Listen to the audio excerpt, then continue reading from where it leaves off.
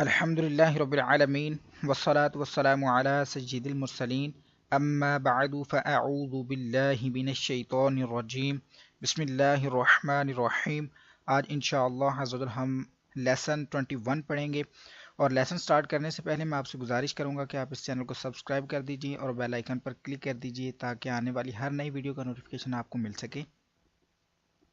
اور دوسرا میں آپ سے یہ عرض کروں گا کہ اس سبق کو پڑھنے سے پہلے آپ سابقہ اسباق کو پڑھیے تاکہ آپ کو تمام اصول و قواعد کا پتہ چل جائے اور آپ ہر آنے والے نئے سبق کو آسانی سے سمجھ کر سیکھ کر پڑھ سکیں۔ سابقہ تمام اسباق پہلے سے ہی اپلوڈ کر دیے جا چکے ہیں۔ تو چلتے ہیں اپنے لیسن کی طرف۔ لیسن 21 کا نام ہے وقف۔ وقف کیا ہوتا ہے؟ ہم نے سبق نمبر 17 کے اندر ایک لاسٹ والی لائن جب مد عارض اور لین عارض کا بیان پڑھا تھا، جب ہم نے مد عارض اور لین عارض کا بیان پڑھا تھا تو اس وقت وقف ہم نے کیا تھا، لیکن تب میں نے آپ سے عرض کیا تھا کہ آپ یوں کر لیجئے، آپ لیسن 21 میں آ جائیے۔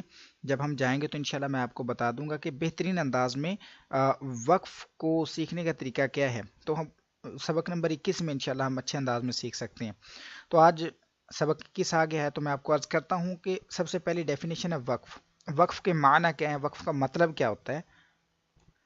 وقف کے معنی ہیں ٹھہرنے اور رکنے کے، یعنی کہ رک جانا، ٹھہر جانا۔ وقف کا مطلب یہ ہے جس کلمے پر وقف کریں تو اس کلمے کے آخری حرف پر آواز اور سانس دونوں کو ختم کر کے آپ نے رک جانا ہے۔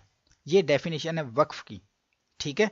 یہ تعریف آپ نے یاد کر لینی کہ وقف کے معنی ٹھہرنے اور رکنے کے ہیں، یعنی جس کلمے پر وقف کریں اس کلمے کے آخری حرف پر آواز اور سانس دونوں کو ختم کر دینا ہے۔ ساتھ میں چھوٹی سی اگزامپل بھی دے دوں آپ کو۔ اب ہے صادقین، ٹھیک ہے؟ میں نے ادھر نون پر وقف کرنا ہے، یہاں پر رکنا چاہ رہا ہوں۔ میں پوری آیت پڑھ رہا تھا اور یہ والا کلمہ آ گیا، اب میں اس کلمے پر رکنا چاہ رہا ہوں۔ اب ایک یاد رکھنا ہے، کلمے کے درمیان میں کبھی وقف نہیں کرنا، یعنی کہ صاد ایسے کر کے نہیں کرنا۔ کلمے کے مکمل کلمے کے آخر پر وقف کریں گے تو یہ آخر والا حرف ہے، یہ کلمہ ہے، یہ اس کا حرف ہے آخر والا، تو اس کو ہم ساکن کر دیں گے وقف میں، جیسا کہ آپ نیچے دیکھ سکتے ہیں۔ صادقین یہ بن جائے گا وقف میں۔ امید کرتا ہوں کہ آپ کو یہ ڈیفینیشن سمجھ آ گئی ہوگی۔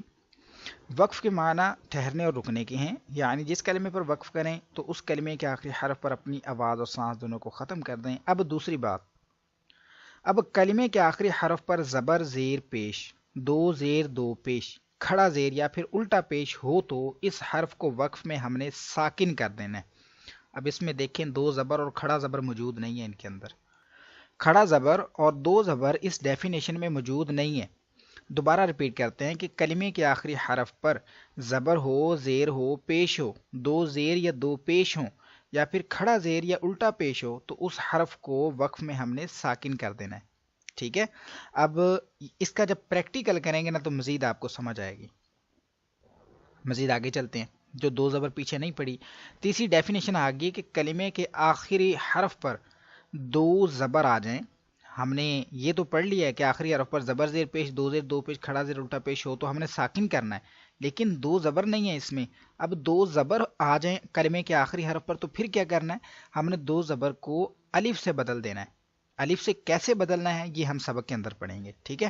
فی الحال آپ ڈیفینیشن یاد کر لیجئے۔ اب تیسری ڈیفینیشن، کلمے کے آخری حرف اگر ہم نے وقف کیا اور اس کلمے کا آخری حرف ہے یہ گول تا، ٹھیک ہے؟ ایک تا ہوتا ہے وہ لمبے والا، وہ با کی طرح کا لکھا ہوتا ہے، ایک ہوتا ہے تا یہ گول والا، ایک تا ہوتا ہے یہ گول والا۔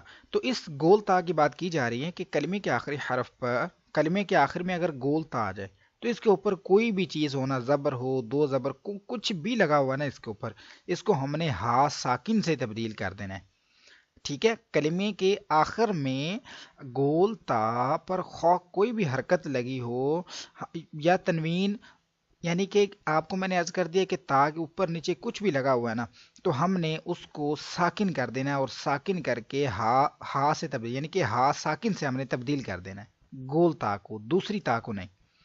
اب آگے چلتے ہیں مزید۔ یہاں پر ہم کو یہ بتایا جا رہا ہے کہ کھڑا زبر، حروف مدہ اور ساکن حرف وقف میں تبدیل نہیں ہوتے۔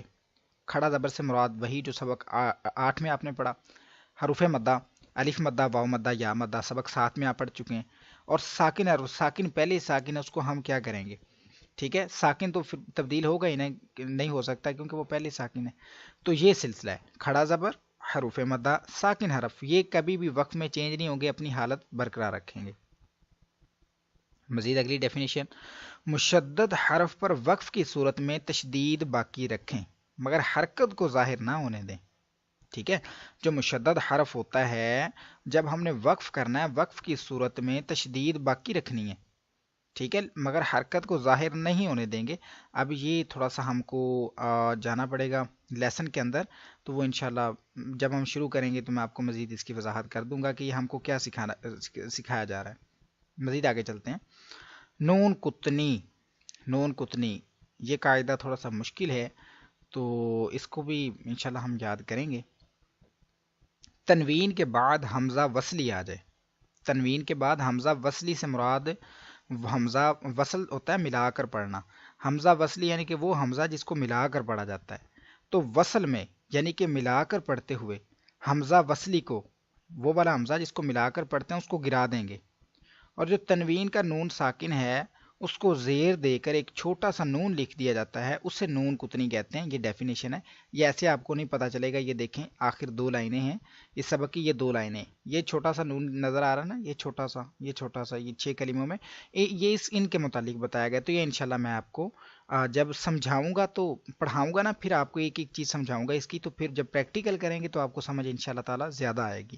تو آپ فی الحال یہ ڈیفینیشن کو یاد کر لیجئے.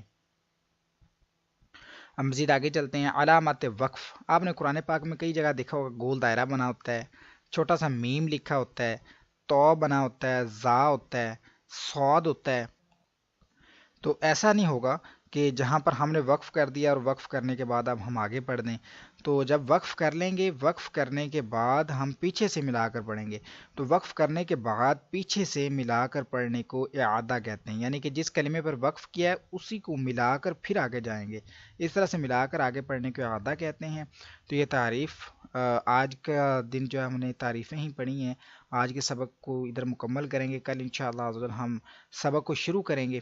اور اگر آپ کو کوئی چیز اس میں سے سمجھ نہیں آئی ہے تو آپ مجھ سے پوچھ سکتے ہیں، لیکن میرا ناقص مشورہ کہ آپ ایک مرتبہ ان کو یاد کریں اور میرے ساتھ مل کر اس سبق کو پڑھیں. کل انشاءاللہ ہم جب اس لیسن کو پڑھیں گے، پریکٹیکل کریں گے نا، تو میں آپ کو ایک ایک چیز بتاؤں گا.